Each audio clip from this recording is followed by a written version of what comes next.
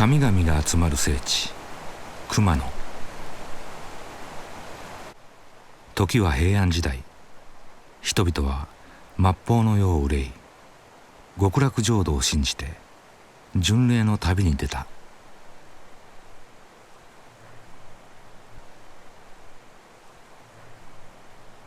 皇族から庶民に至るまで実に多くの人たちが熊野三山を目指し、長く険しい山道を歩いた。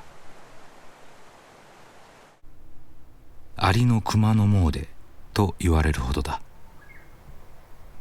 その参詣道が熊野古道である。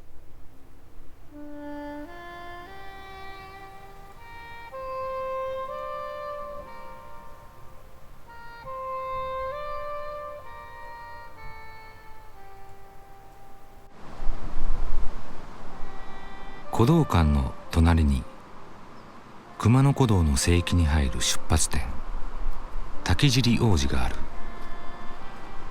熊野九十九王子の中では社格の高い五体王子として崇められていた。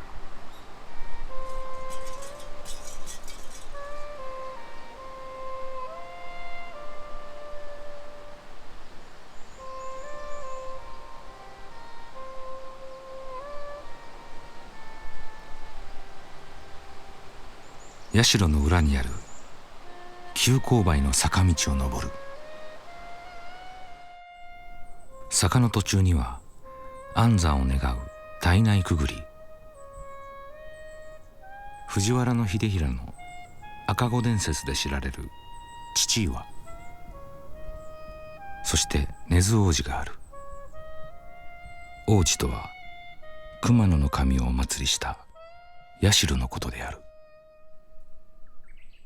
剣の山まで上りの坂が続く。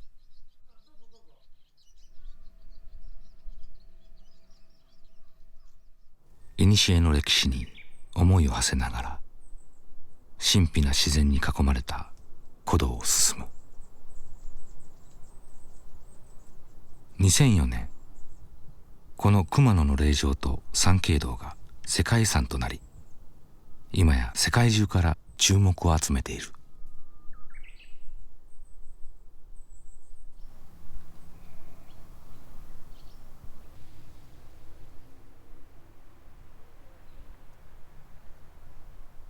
古道は人間だけのものではない。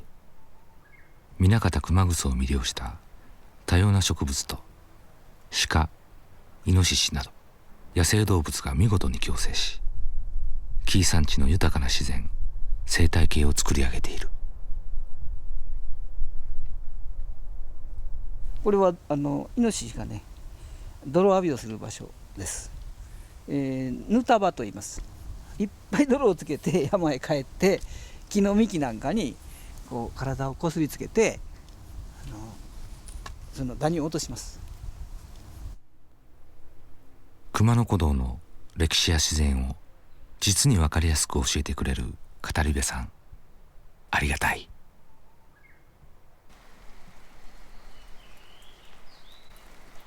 高原熊野神社、祀られているのは十一面観音。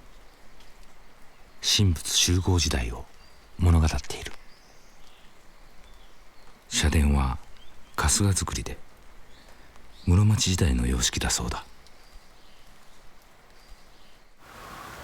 この大木を大勢の人が来てびっくりして眺めてくれるんですけども、やはり見るときは地面から上ばかり眺めてますよね。それはまあ当然なんですけども、これだけの木を支えるにはどれだけの根が必要なのかなというふうに地面も含めて見ていただきたいと思います。上に広がっている部分よりはるか広い範囲に根を広げております。ずっと下の方にある谷底まで根が伸びているんではないかとこの地元の人は言っておられます。熊野へ来て気がついていただくのはそういう自然全体の姿かと思います。ここ高原は古道最初の休息地。里山のパノラマは絶景である。今宵の旅宿りはそのパノラマを一望できる熊野古道天空の宿霧の里高原。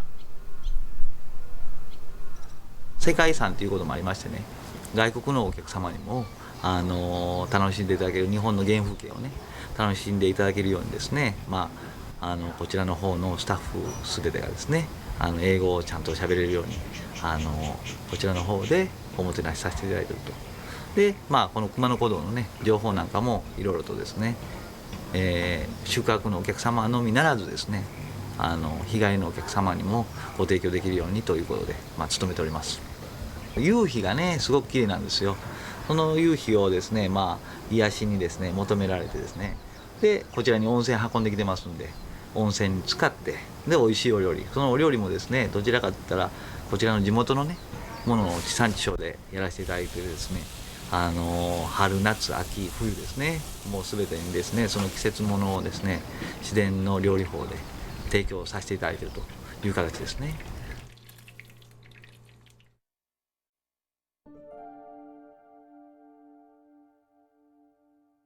おしゃれな山小屋の雰囲気の中で早速自慢の季節料理をいただいた。この天ぷら、なんと梅干し、紀州らしい一品である。